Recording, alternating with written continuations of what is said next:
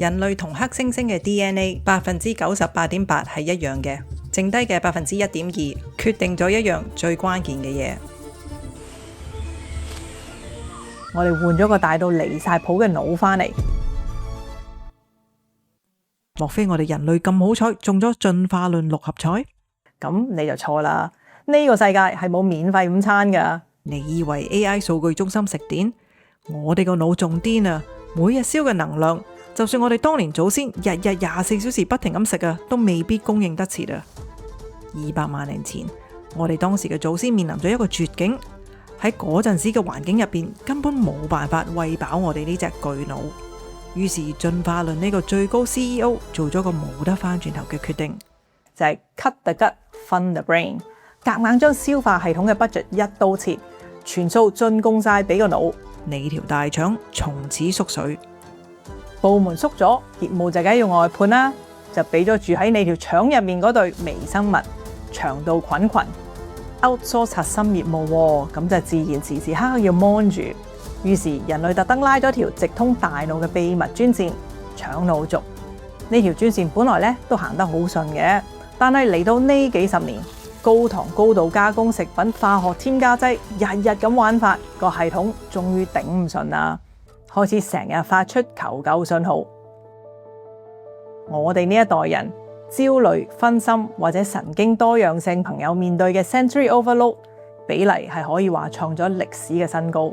近年嘅醫學研究發現，要救翻你嘅情緒，除咗要醫個腦之外，最關鍵嘅係要醫埋你條腸啊！所以先有咗呢一個講法，條腸係我哋嘅第二大腦。但係我哋現代人有時諗嘢咧，好簡單嘅，腸出事，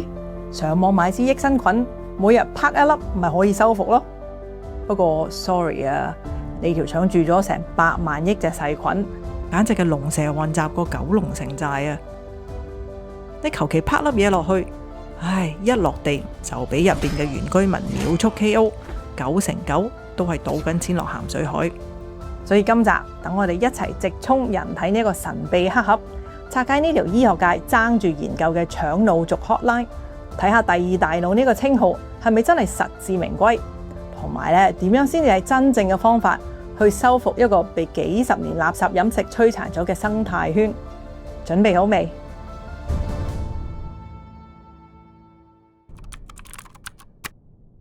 故事就要由15年前一場非常之瘋狂嘅實驗開始講起。2011年，加拿大安大略省 McMaster University 實驗室入面，科學家 Stephen Collins 同埋 Parmeshul Burchik 正準備做一場性格大轉移嘅瘋狂實驗。佢哋揾咗2套基因完全一樣，但係性格就差天共地嘅老鼠，一種叫做 BALB/C， 天生細膽怕事，成日都驚驚青青，我哋就叫佢哋做怕事男啦。另一種就叫做 NIH Swiss， 天生膽生毛，去到邊都冇有怕，我哋就叫佢做勇猛哥。正常嚟講，你點樣訓練佢哋，點樣幫佢哋改變飲食都好啦，怕事男都唔會變成勇猛哥嘅，因為呢個係刻喺基因入邊改唔到嘅遺傳表型。不過呢2位科學家偏偏喺呢場實驗中就係想逆天改命，佢哋首先用生物科技將呢2組怕事男同埋勇猛哥各自培育出一批腸道完全冇菌嘅無菌版怕事男同埋無菌版勇猛哥，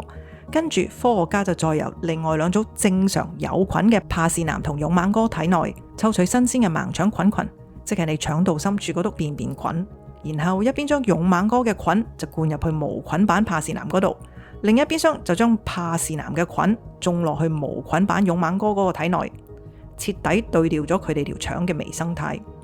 3個禮拜之後，最精彩嘅地方嚟啦！科學家將呢2組原本無菌嘅老鼠放上去高台，做一個膽量測試。首先我哋嚟睇下呢一邊，原本1秒就應該會跳落去4圍衝嘅勇猛哥，呢一刻你睇下佢企喺高台邊緣，霎時間震個貓王，望實前面，對眼慌失失，係咁向後褪，最後失縮一耳角。呢一刻嘅勇猛哥好似忽然間變咗怕事男。另一邊廂原本嘅怕事男呢，因為條腸入面住咗勇猛哥嘅菌，計時器一開啫，佢諗都唔諗，一嘢就跳咗落去4圍探險，簡直就係勇猛哥上身。當時傳統派嘅腦神經學家睇到呢個場面，依然都係打死唔信，拍晒台話呢啲行為改變可能只係老鼠肚痛、身體唔舒服啫。你憑咩話你嗰堆大便細菌可以重新改寫佢哋個腦啊？兩位科學家二話不說，直接就去劏開個老鼠嘅腦嚟驗，檢測一項非常之關鍵嘅大腦肥料 BDNF 腦源性神經營養因子。呢種化學物質係我哋哺乳類動物維持情緒穩定、抵抗焦慮嘅核心防禦線。結果一出，嗰啲傳統派嘅科學家當堂啞晒。移植咗帕氏南菌嘅老鼠，佢哋大腦入邊嘅 BDNF 水平竟然插水式暴跌，而且最癲嘅係呢個暴跌嘅時間點同佢哋條腸入面新菌落戶成功、行為開始變焦慮嘅時間係100%同步嘅。仲有科學家劏開條腸一睇，發現入邊根本完全係冇發炎，證明咗老鼠冇病冇痛。呢個數據用最無情嘅事實掟出咗一個全新嘅概念：腸入邊嗰堆咁細小，連神經系統都冇嘅微生物，竟然好似可以透過某條後門直接主導咗佢宿主大腦嘅最高控制權。呢個結果話俾全世界聽，基因確實決定咗你嘅出廠設定，但腸道細菌就好似你嘅音量掣一樣，佢改變唔到你嘅出廠設定，但係就可以將你嘅情緒同性格較大或者較細。點解我哋咁巴閉嘅人腦會留低條咁大嘅後門，任由一堆低等嘅細菌喺度左右我哋嘅情緒，暗中影響我哋嘅性格呢？各位街坊，要拆解呢個謎題，我哋就要將時鐘撥翻去200萬年前嘅非洲大草原啦。喺呢段漫長嘅進化歲月入面，我哋人類個腦以驚人速度擴張，由黑猩猩咁上下嘅400cc升到直立人接近1000cc，最終去到我哋現代人嘅1300cc。呢個大腦大爆發可以話係改寫咗我哋成個地球嘅命運。不過喺生物學入邊係冇免費午餐嘅。神經科學同進化生物學有一個鐵律叫做昂貴組織假說 （Expensive Tissue Hypothesis）。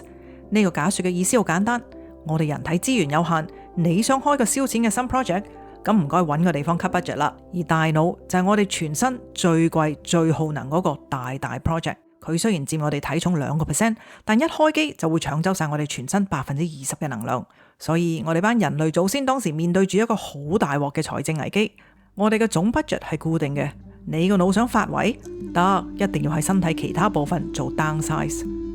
咁你可能會問，人體咁多部門，點解偏偏要喺消化系統嗰度開刀呢？因為當時全身上下得負責發酵植物纖維嗰條大腸，同我哋個大腦一樣咁大食。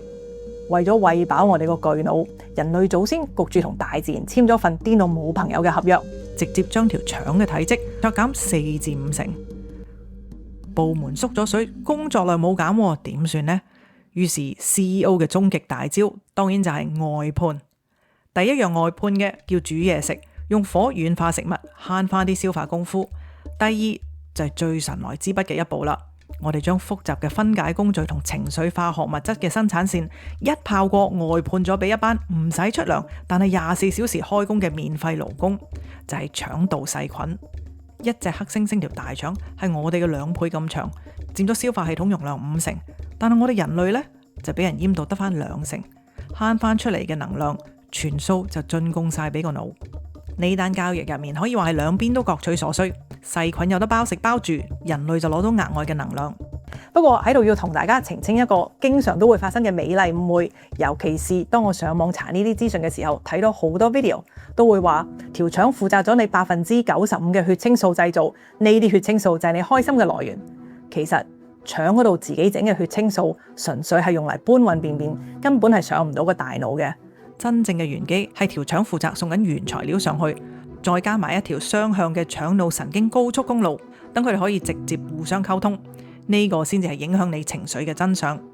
醫學界叫呢條高速公路做腸腦軸，但最重要嘅係佢唔係大腦單方面落order俾條腸，而係一條雙向嘅熱線。大腦會透過神經，最粗嗰條叫做迷走神經 vagus nerve、免疫、內分泌等唔同嘅路徑向條腸道傳信號。而腸道細胞同腸入邊嘅菌群產生嘅化學物質分子同埋荷爾蒙，亦都會反過嚟影響大腦。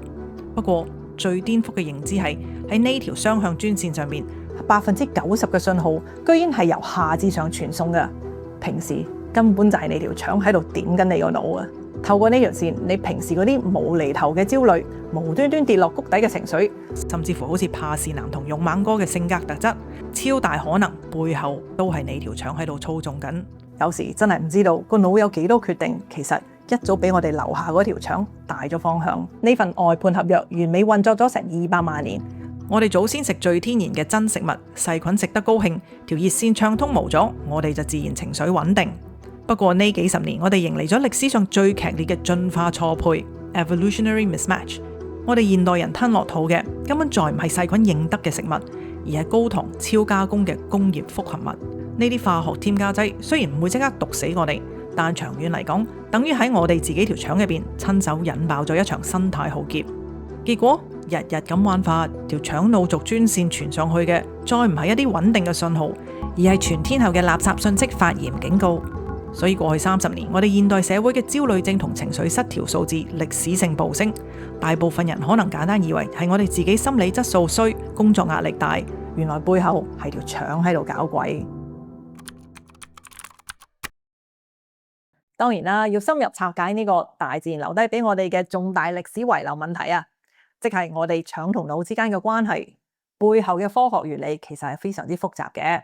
一路街呢度，雖然我哋成日都想用一啲比較簡單嘅方式去將唔同嘅內容帶俾大家，但係科學呢家嘢千祈唔可以亂噏當秘笈噶嘛，所以背後數據一定要企得住腳。呢個亦都係點解呢？今集我哋講腸腦軸同益生菌嘅聯繫，我哋除咗自己去查文獻，亦都揾到咗一班專門研究 PS128 益生菌嘅研發團隊，了解呢一株益生菌到底由邊度嚟，背後有啲咩研究，同埋點解近年科學界會將佢同腸腦軸、情緒專注同神經健康拉埋一齊討論。今次有佢哋嘅協助，釐清部分複雜嘅科學概念呢，我真係非常之感謝嘅。等我哋先至可以放心咁用簡單嘅方式帶大家去拆解呢一個腸同大腦之間嘅黑盒。好啦，事不宜遲，我哋繼續呢個腸腦軸之旅啦。講到呢度，我哋現代人直覺好簡單嘅，腸道微生物出事，情緒差，是但上網買樽幾百億菌嘅益生菌吞落肚，等佢幫你修復好條腸，搞掂收工。不過 sorry 啊，呢樣嘢唔係幫手機裝個 app 咁簡單。絕大部分嘅情況之下，你每個月花嗰幾百蚊買嗰啲普通益生菌，基本上全部都係倒水落鹹水海，純粹交緊智商稅。點解會咁？聽完一個以下落嚟嘅醫學案例呢，你就會明噶啦。話說美國有個媽媽因為感染咗超級惡菌，屙到七彩，爭啲連命仔都冇，醫生就焗住出最後一招，糞便微生物移植 FMT（Fecal Microbiota Transplant），將佢個女健康嘅腸道菌移植落阿媽身度，結果奇蹟執翻條命。但係幾個月之後，詭異嘅事件就出現啦。呢位媽媽喺完全冇改變飲食、冇減到運動量嘅情況之下，身體好似個波咁膨脹，短短1年之內肥到要去睇醫生。無論頂尖嘅營養師點樣幫佢，都係1磅都減唔到。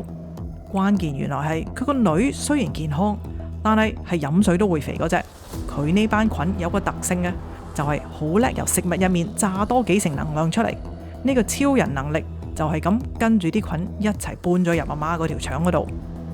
直接改變咗阿媽嘅代謝程式。但係點解人哋大便移植就100%成功，連超強吸收力都過埋過去？你平時拍粒益生菌嘅丸，我哋就話唔 work 呢？好簡單，因為呢位阿媽當時食完一輪重型抗生素，佢嗰條腸已經變成咗吉屋，入邊想搵粒菌都難啊！當佢個女嗰啲菌搬到入去嘅時候，入邊係完全冇人同佢哋爭嘅。但係街坊，我哋而家條腸入邊足足住緊100萬億隻細菌，根本係逼到爆嘅豬籠城寨。你買嗰樽益生菌，經過胃酸膽汁夾擊嚟到大腸，通常1% 都唔夠。嗰幾百條外來嘅散仔一腳踩入豬籠城寨，喂，呢度住咗成100萬億個原居民，阿包租婆嗌一聲啊，都震到你散啦，仲未計虎力強裁縫油炸鬼。呢班外來散仔可以話係1秒就俾人 KO 啦，跟手變埋米田共，排埋出體外。既然呢個微生態系統咁難打入去，醫學界到底係點樣去揾真正影響大腦嘅工具呢？其實為咗拆解呢條咁精密嘅傳導路線，近年神經科學界正式劃出咗一個全新嘅科學分支出嚟，叫做 Psychobiotics 精神益生菌。佢哋係益生菌嘅一個子集，特別之處咧就在於佢哋可以透過特殊嘅化學信號參與你腸腦軸入面多條溝通路徑，或者直接影響神經遞質嘅代謝。換句話講，佢哋就係大腦功能嘅底層輔助工具。不過一粒咗科學光環上身，商業市場就自然跟住嚟啦。市面上有林林種種嘅精神益生菌，到底邊啲先係真材實料，邊啲純粹係智商稅割韭菜呢？大家先要記住嘅一點就係益生菌始終而家嚟講都係保健食品，佢係唔需要好似西藥咁行足幾年臨床試驗去攞政府批文嘅，亦即係話是但邊個都可以開間公司製造一包精神益生菌出嚟賣。你唔想賭錢落海，我哋就要好似驗屍咁驗，逐個逐個去睇佢背後嘅數據底牌。不過咧，聽到呢度唔使緊張，唔使驚，唔好以為跟住落嚟就會悶到放蚊，或者要記好多嘢，好似去考生物科咁。而家我哋2026年最正嘅地方呢，就係我哋有 AI 啊嘛。如果你睇完跟住落嚟呢一段，只要你覺得個邏輯你係自己過到自己個關嘅，你完全唔需要慢慢去查嗰啲水蛇春咁長嘅學名。陣間片尾呢，我會直接掟埋我自己有用嘅一個 AI prompt 俾你。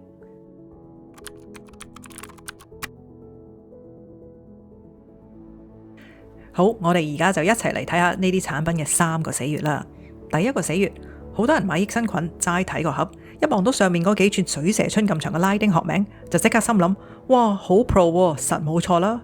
恭喜你，你已經中伏啦。點解？因為盒面嗰個拉丁名頂晒籠，淨係話俾你知佢係咩菌種 species。如果後邊冇特定嘅編號，即係微生態學講嘅菌株特異性 strain specificity 嘅話呢，講咗就等於冇講。同一種菌類，只要你後邊嗰個編號唔同，佢基因嘅差別啊，分分鐘大過貓同老虎啊！試問山雞同浩南哥雖然都一樣係古惑仔，但大家都知佢哋差幾遠噶啦。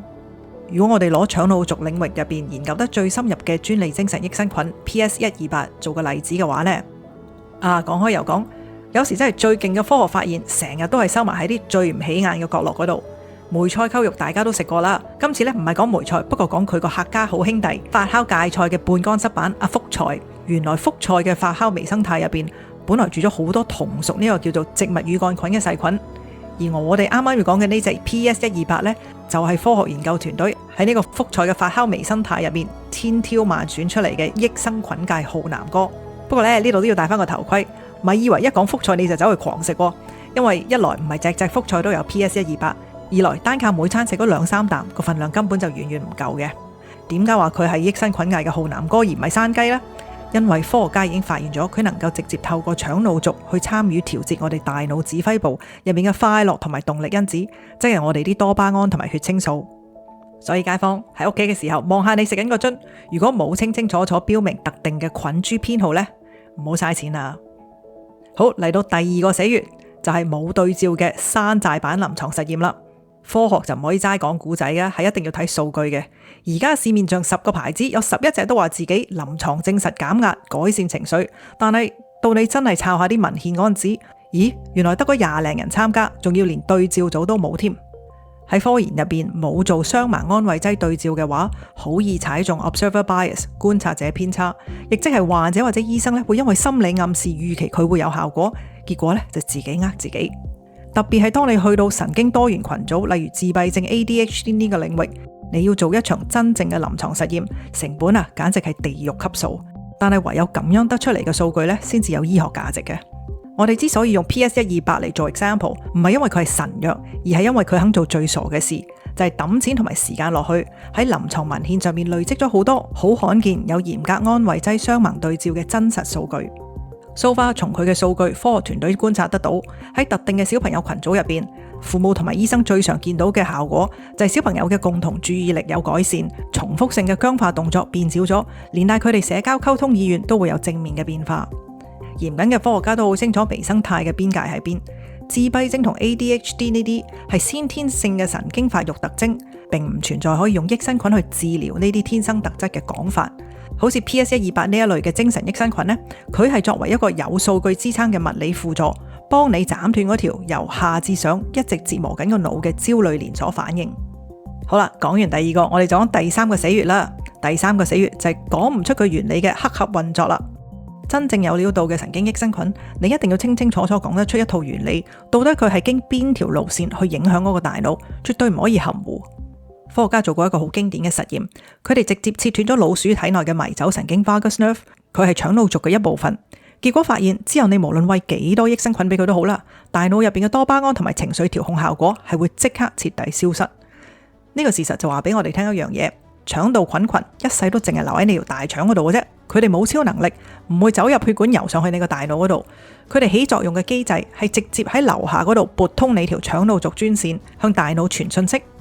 提起迷走神經 vagus nerve， 大家要留意嘅呢就係腸腦軸唔係單一條神經線咁簡單，而係一套好複雜嘅雙向通訊網絡，入面涉及嘅嘢可能包括神經信號、免疫反應、內分泌、代謝物同神經傳遞物質，可以話係多重信號同時運作。我哋翻去 PS128 呢個例子啦，佢嘅動物研究數據就顯示，第一，當特定嘅劑量介入咗之後呢，喺你個腦負責獎賞同專注力嘅多巴胺濃度係實際被觀察到顯著提升咗大約2至4成嘅。第二就係同情緒穩定息息相關嘅血清素代謝，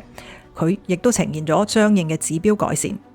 而喺臨床上面，科學家仲揾咗一班長期高壓要輪班工作嘅 IT 從業員進行咗一項評估。喺為期8個禮拜嘅雙盲測試入邊，數據就顯示呢啲受試者體內嘅皮質醇，即係你啲壓力荷爾蒙 cortisol， 佢嘅水平出現咗顯著嘅下降。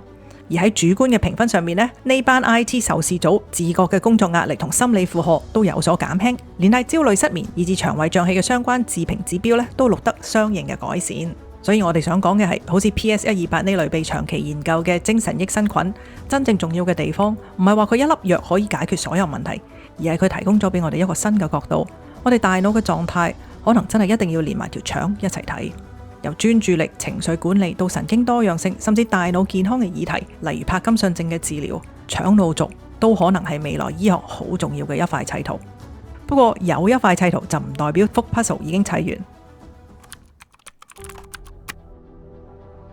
聽完晒以上有啲複雜嘅腸腦軸 hotline 點樣運作，大家應該都已經明白，就算有 PS128 呢類精神益生菌幫你打頭陣，斬斷焦慮嗰個惡性循環，佢都頂盡係幫你打贏前半場啫。真正要 keep 住勝利戰果嘅主角，查實係你每日嘅3餐飲食。